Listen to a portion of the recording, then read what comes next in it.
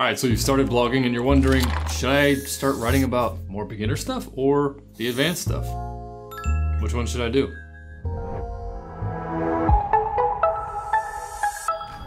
So this is a question I've actually had to deal with myself many times. This actually goes back to my time in the speaking world where I was doing a lot of speaking, which I still do, but I did it a lot more before. And when I was doing a lot of speaking, there was something interesting that I learned about various different audiences, which kind of became the average. And that is, everybody wants advanced content, yet nobody knows how to utilize the advanced content. So let me tell you what I mean by that. When I was speaking, I started asking various different people, what would you like to learn about? And I would either choose an advanced topic, an intermediate topic, and a beginner topic. And almost always, everyone would lean towards the advanced content. You know, this would be through some type of online poll, in person, raise your hands. Almost everybody said advanced. And so I started teaching a lot of the advanced stuff. But then I started asking the question in the middle of the talk. And what I mean by that is I would go give a talk and I don't know, partway through, I would just ask someone, I say, all right, quick pause. Out of everybody here, who here has dealt with this technology at this level? Please raise your hand. And let's say there was 30 to 40 people in the room. I might get 3 to 5 people that would raise their hand. Now I say, okay, who has even worked with this technology or who is familiar with these concepts? Again, I might get 3 to 5 people, maybe 10 if I was lucky. What that means is about 3/4 of the people who attended these speaking conferences and speaking sessions had no idea half the time what I was talking about. Now I did get good reviews and people liked what they had learned, but what I learned is after I got about halfway through my presentation, I lost almost everybody. There were a few people that hung in there and understood what I was talking about, and I'm grateful for the fact that I was able to help them. However, I lost the majority of people. What this did was two-factor here. It showcased people of all the things that technology could do and help open their eyes to it. So it was very useful. However, it also lost them because they didn't get as much out of it as they could. And what I've realized is the same thing goes for any time you're doing any content you're writing online. The way you have to think about this is if you're going to be catering to a different type of market, you have the beginners, you have the intermediate, and you have the advanced. Think about like a sales, when you talk about sales funnels, there's a funnel at the top and then eventually people who buy, you know, make it further down the funnel and then down at the bottom. Those are the people that convert to a paying customer, right? They call that like the sales funnel. And there's different things that happen in the sales funnel. And the same thing could be said for any type of blogging or speaking content for that matter as well. What I'm trying to say to this is if you're only going to write advanced content, who are you targeting?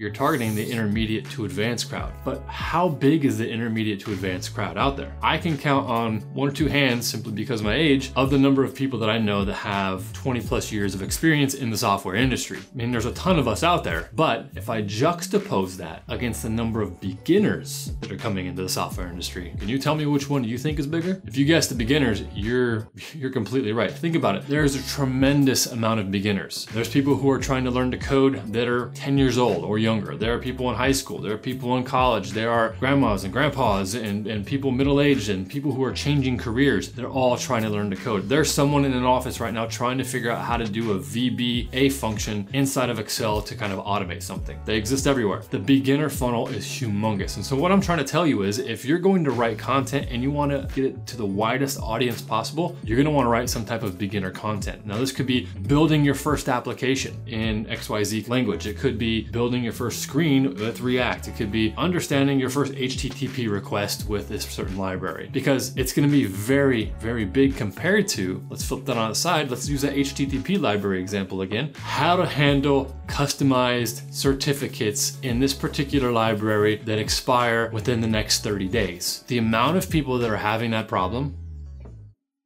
tiny. Now, if you want to write about that and that's your thing, go for it. I'm totally for that. However, if you're trying to grow your audience to be as wide as possible and help as many people as possible, your biggest market's going to be the beginners. Now, if you look at the last couple of courses I've released here on YouTube, you're going to notice a couple of things. They're both catered directly to beginners. Why? Because that's the widest funnel. That's the widest market. My Kotlin course, which is over 9 hours long, you can check that out here, is tailored directly towards beginners. You do not have to have any prior experience with Kotlin. I will walk you through, here's the IDE, here's how to open a file, here's the first few lines of code to type, and here's what they mean. I walk you through everything. And because of that, it's become quite a popular tutorial. A lot of people love it and have learned Kotlin because of it. It's taught hundreds of people, if not thousands of people, Kotlin, and continues to do so at this very time. The same thing goes for my Git course. If you're not really sure how Git works, what commands you should use, go watch my Git course, which you can check out here as well. This is going to give you everything you need to know. Now notice, that this Git course also starts from the ground up. I expect that you already have it installed. That's the only thing. From there,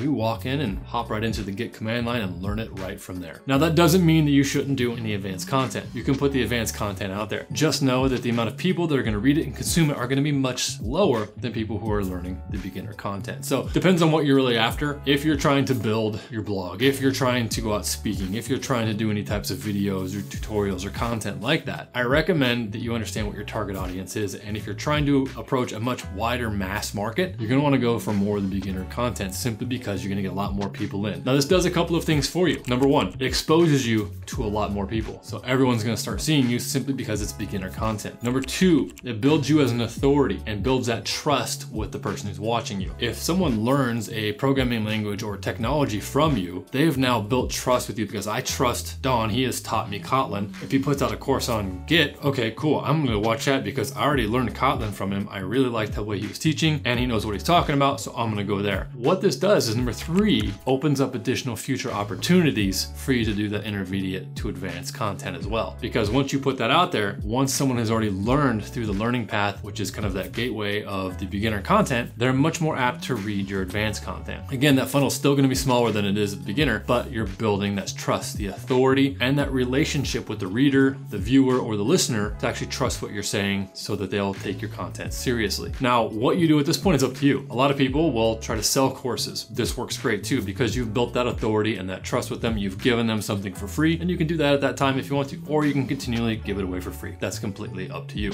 Ultimately, you just have to decide who your market is and what you're after. If you want to grow to the largest market possible, cater to the beginners. If you want to just focus on the advanced stuff because beginner stuff's not for you, that's fine. You can focus on the advanced. A couple things to keep in mind though, if you are going to be selling any type of products relating to beginners or advanced people, a lot of beginners don't want to spend a lot of money simply because they're getting started. They don't have the money to get going into it. It's when someone is advanced and they know what they want and they're willing to pay money to solve a particular pain point, which is where you might make your money. So when you sell content, you might want to sell the advanced content simply because people are more apt to pay for it. There's a bunch of things in here and pricing, all different types of strategies we can talk about, but I hope that helps. And I hope that gets you exposed to more people through your blogging, your videos, or anything like that. And it's kind of how I just see looking at content when I'm putting it out online. Who am I targeting? And is this gonna be for a wider mass market? If so, cool. I'm gonna target the beginners. If not, maybe I'll target the advanced people for whatever reason. So hope that helps. I'll catch you next time.